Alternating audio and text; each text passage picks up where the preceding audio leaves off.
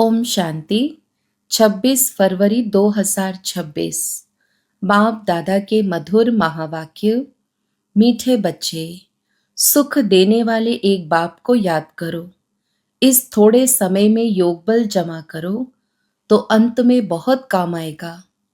प्रश्न, बेहद के वैरागी बच्चे, तुम्हें कौन सी स्मृति सदा रहनी चाहिए? उत्तर, यह हमारा छीछी चोला है, इसे छोड़ वापस घर जाना है। यह स्मृति सदा रहे, बाप और वर्षा याद रहे, दूसरा कुछ भी याद न आए। यह है बेहद का वैराग्य।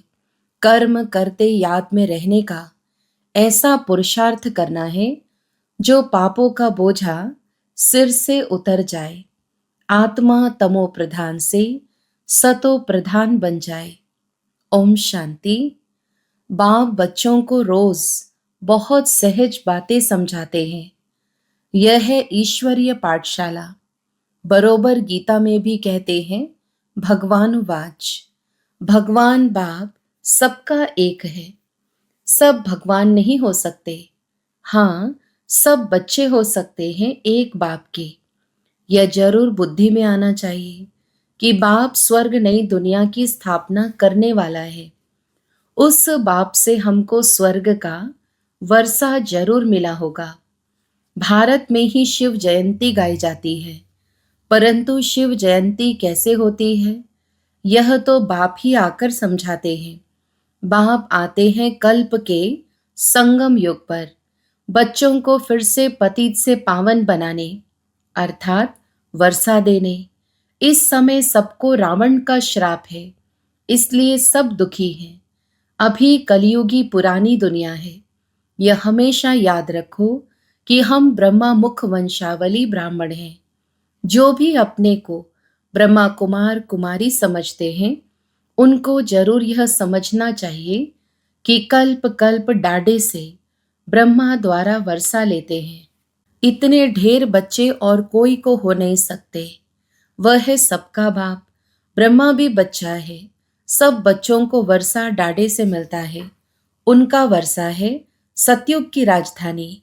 यह बेहद का बाप जब स्वर्ग का रचयिता है तो जरूर हमको स्वर्ग की राजाई होनी चाहिए, परंतु यह भूल गए हैं।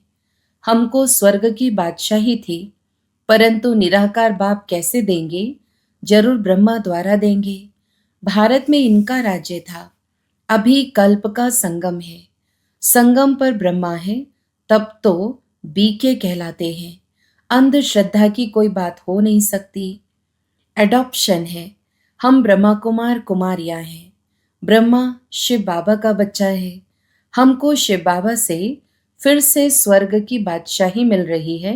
पहले भी मिली थी, जिसको 5000 वर्ष हुए। हम देवी देवता धर्म के थे। पिछाड़ी तक वृद्धि होती रहती है। जैसे क्राइस्ट आया, क्रिश्चियंस धर्म अभी तक है, वृद्धि होती रहती है। वे जानते हैं कि क्राइस्ट द्वारा हम क्रिश्चियन बने। आज से 2000 वर्ष पहले क्राइस्ट आया था। अब वृद्धि हो रही है। पहले पहले सतो प्रधान, फिर रजो तमो में आना है। तुम सतयुग में सतो प्रधान थे, फिर रजो तमो में आए हो। तमो प्रधान सृष्टि से फिर सतो प्रधान जरूर होती है। नई दुनिया में आदि सनातन देवी देवता धर्म था। मुख्य धर्म है 4। तुम्हारा धर्म आधा कल्प चलता है। यहाँ भी तुम उस धर्म के हो, लेकिन विकारी होने के कारण तुम अपने को देवी देवता नहीं कहलाते हो। तुम थे आदि सनातन देवी देवता धर्म के, परंतु वाम मार्ग में जाने के कारण तुम पतित बने हो, इसलिए अपने को हिंदू कह देते हैं। अब तुम ब्राह्मण बने हो। ऊंचे ते ऊंचा है शिव बाबा। फिर हो तुम ब्राह्मण। तुम ब्राह्मणों का ऊंचे ते ऊंचा वर्ण है। ब्रह्मा के बच्चे बने हो, परंतु वर्षा ब्रह्मा से नहीं मिलता है। शिव बाबा ब्रह्मा द्वारा स्वर्ग की स्थापना कर रहे हैं। तुम्हारी आत्मा अब बाप को जान गई है। बाप कहते हैं कि मेरे द्वारा, मेरे को जानने से सारे सृष्टि चक्र के आदि मध्य अंत की नॉलेज समझ लेंगे। वह ज्ञान मेरे को ही है। मैं ज्ञान का सागर, आनंद का सागर, पवित्रता का सागर हूँ। 21 जन्म तुम पवित्र बनते हो, फिर विषय सागर में पड़ जाते हो। अभी ज्ञान का सागर बाप तुमको पतित से पावन बनाते हैं। कोई गंगा का पानी पावन नहीं बना सकता। स्नान करने जाते हैं, परंतु वह पानी कोई पतित पावन नहीं है। यह नदियां तो सतयुग में भी हैं, तो कलयुग में भी हैं।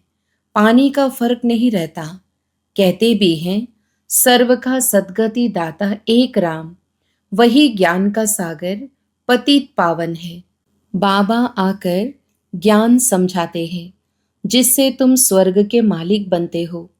सतयुग त्रेता में भक्ति शास्त्र आदि कुछ होते नहीं हैं। तुम बाप से वर्षा लेते हो सदा सुख का। ऐसे नहीं वहां तुमको गंगा स्नान करना है, वह कोई यात्रा करनी है। तुम्हारी यह है रूहानी यात्रा, जो कोई मनुष्य सिखला नहीं सकते। बाप है सब आत्माओं का बाप। जिस्मानी बाप तो अनेक है, रूहानी बाप एक है। यह पक्का पक्का याद कर लो। बाबा भी पूछते हैं तुमको कितने बाप हैं? तुम मूंझ जाते हैं कि यह क्या पूछते हैं। बाप तो सबका एक होता है, 2-3 बाप कैसे होंगे? बाप समझाते हैं उस परमात्मा बाप को याद करते हो दुख में हमेशा कहते हो, हे परमपिता परमात्मा, हमको दुख से छुड़ाओ। तो 2 बाप हुए ना, एक जिस्मानी बाप, दूसरा रूहानी बाप, जिसकी महिमा गाते हैं तुम मात पिता हम बालक तेरे, तुम्हारी कृपा से सुख घनेरे। लौकिक माँ बाप से सुख घनेरे नहीं मिलते हैं। जब दुख होता है तो उस बाप का सिमरन करते हैं। यह बाप ही ऐसा प्रश्न पूछते हैं, दूसरा तो कोई पूछ ना सके। भक्ति मार्ग में तुम गाते हो बाबा, आप आएंगे तो हम आपके सिवाय और कोई की नहीं सुनेंगे। और तो सब दुख देते हैं, आप ही सुख देने वाले हो। तो बाप आकर याद दिलाते हैं कि तुम क्या कहते थे। तुम जानते हो, तुम ही ब्रह्मा कुमार कुमारी कहलाते हो। मनुष्य की ऐसी पत्थर बुद्धि है जो यह भी नहीं समझते कि बीके क्या है, मम्मा बाबा कौन है। यह कोई साधु संत नहीं है। साधु सन्यासी को गुरु कहेंगे, मात पिता नहीं कहेंगे। यह बाप तो आकर दैवी धर्म का राज्य स्थापन करते हैं। जहां यह लक्ष्मी नारायण राजा रानी राज्य करते थे, पहले पवित्र थे, फिर अपवित्र बनते हैं। जो पूज्य थे वे फिर 84 जन्म लेते हैं। पहले बेहद के बाप का 21 जन्म सुख का वर्षा मिलता है। कुमारी वह जो 21 कुल का उद्धार करे। यह तुम्हारा गायन है। तुम कुमारियां हो, गृहस्थी नहीं हो। भल बड़े हैं लेकिन मर्जीवा बन। सब बाप के बच्चे बच्चियां बने हो। प्रजापिता ब्रह्मा के ढेर बच्चे हैं और वृद्धि को पाते रहेंगे। फिर यह सब देवता बनेंगे। यह शिव बाबा का यज्ञ है। इसको कहा जाता है राजस्व यज्ञ, स्वराज्य पाने का यज्ञ। आत्माओं को बाप से स्वर्ग के राज्य का वर्षा मिलता है। इस राजस्व अश्वमेध ज्ञान यज्ञ में क्या करना है? शरीर सहित जो कुछ है वह बलिहार करना है अथवा स्वाहा करना है। इस यज्ञ से तो तुम फिर राज्य पाएंगे। बाप याद दिलाते हैं कि भक्ति मार्ग में तुम गाते थे कि हे बाबा, आप जब आएंगे तो हम बलिहार जाएंगे, वारी जाएंगे। अब तुम अपने को सब ब्रह्मा कुमार कुमारियां तो समझते हो। भल रहो अपने गृहस्थ व्यवहार में, परंतु पावन रहना होगा, कमल पुष्प समान। अपने को आत्मा समझो। हम बाबा के बच्चे हैं। तुम आत्माएं हो आशिक। बाप कहते हैं मैं हूं एक माशूक। तुम मुझ माशूक को पुकारते रहते हो। तुम आधा कल्प के आशिक हो, जिसको परमपिता परमात्मा कहा जाता है। वह निराकार है, आत्मा भी निराकार है। जो इस शरीर द्वारा पार्ट बजाती है, भक्ति मार्ग में भी तुमको पार्ट बजाना है। भक्ति है ही रात। अंधियारे में मनुष्य ठोकरे खाते हैं। द्वापर से लेकर तुमने ठोकरे खाई है। इस समय महा दुखी हो गए हो। अब पुरानी दुनिया का अंत है। यह पैसा आदि सब मिट्टी में मिल जाना है। भल कोई करोड़पति है, राजा है, बच्चे पैदा होंगे तो समझेगा यह धन हमारे बच्चों के लिए है, हमारे पुत्र पौत्रे खाएंगे। बाप कहते हैं कुछ भी खाएंगे नहीं, यह दुनिया ही खत्म होने वाली है, बाकी थोड़े समय है। विघ्न बहुत पड़ेंगे, आपस में लड़ेंगे, पिछाड़ी में ऐसे लड़ेंगे जो खून की नदियां बहेंगी। तुम्हारी तो कोई से लड़ाई नहीं है, तुम योग बल में रहते हो। तुम याद में रहेंगे तो कोई भी तुम्हारे सामने बुरे विचार से आएंगे तो उनको भयंकर साक्षात्कार हो जाएगा और झट भाग जाएंगे। तुम शिव बाबा को याद करेंगे और वे भाग जाएंगे। जो पक्के बच्चे हैं, पुरुषार्थ में रहते हैं कि मेरा तो एक शिव बाबा, दूसरा ना कोई। बाप समझाते हैं कि हथ कार्डे बच्चों को घर को भी संभालना है, परंतु तुम आत्माएं बाप को याद करो तो पापों का बोझा भी उतर जाएगा। सिर्फ मुझे याद करो तो तुम तमो प्रधान से सतो प्रधान बन जाएंगे, परंतु नंबरवार पुरुषार्थ अनुसार।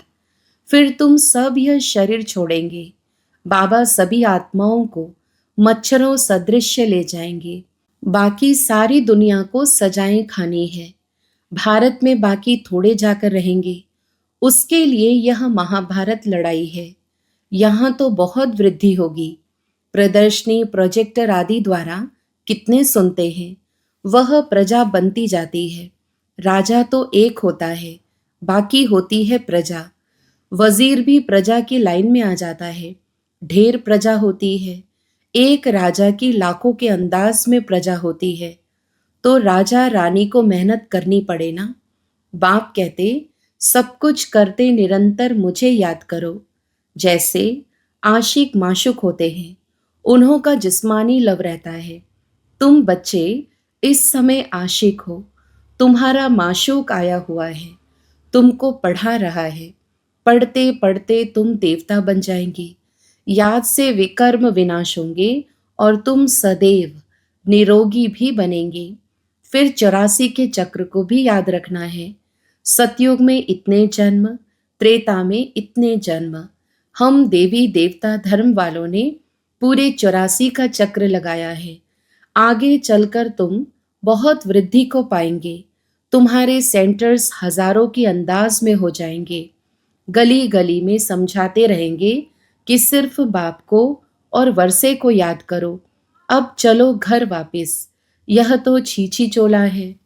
यह है बेहद का वैराग्य। सन्यासी तो सिर्फ हद का घर बार छोड़ देते हैं।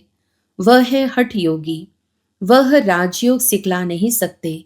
कहते हैं यह भक्ति भी अनादि है। बाप कहते हैं यह भक्ति तो द्वापर से शुरू होती है।